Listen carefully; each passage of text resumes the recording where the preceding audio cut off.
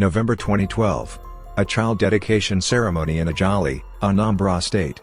The sun was high, the music was loud, and the laughter was real.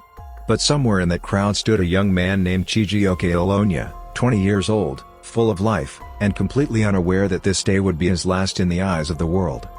He walked into a celebration. He never walked out. Chijioke was the kind of young man every parent prayed for: respectful, quiet, and focused.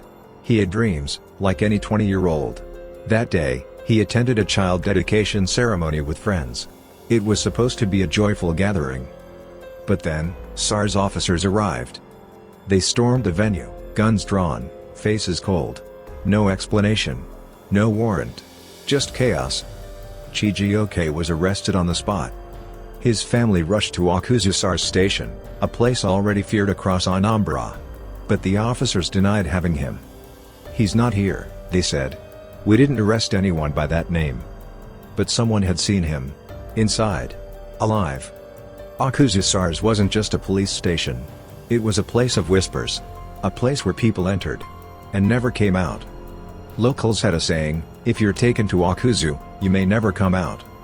Chijioke's father, James Olonya, refused to accept the silence. He returned day after day, begging for answers, pleading for his son. Eventually, an officer admitted, yes, he was here. But he's no longer in our custody. No transfer records. No court appearance. No explanation. Just silence. Rumors began to swirl. Had he been executed? Sold? Buried in a shallow grave behind the station? The silence from the authorities was louder than any scream. And the family's search turned into a war against a system built to erase the truth. Years passed. But one voice refused to be silenced. Awkuzu Olonya, Chijioke's sister, became a force of nature. She took her brother's story to social media, to interviews, to protests. She demanded answers. She demanded justice. In 2020, her voice became a rallying cry during the #EndSARS movement. Thousands of Nigerians joined her. They weren't just protesting for Chijioke, they were protesting for every name that had vanished into the walls of Awkuzu. Awkuzu confronted politicians, police chiefs, and even the presidential panel on police reform. Greater than she didn't just want answers.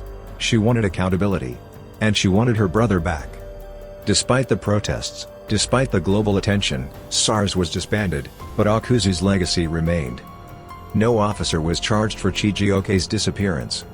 The Nigerian police force offered no closure. The presidential panel acknowledged the case, but no justice followed. The Olonya family still waits. Still fights. Still hopes. In a country where silence is currency, the Olonyas paid with their peace. And the whispers of Awkuzu still haunt the living. Chijioke Olonya walked into a celebration. He never walked out. His story is not just a tragedy, it's a warning. A reminder that behind every statistic is a name, a face, a family.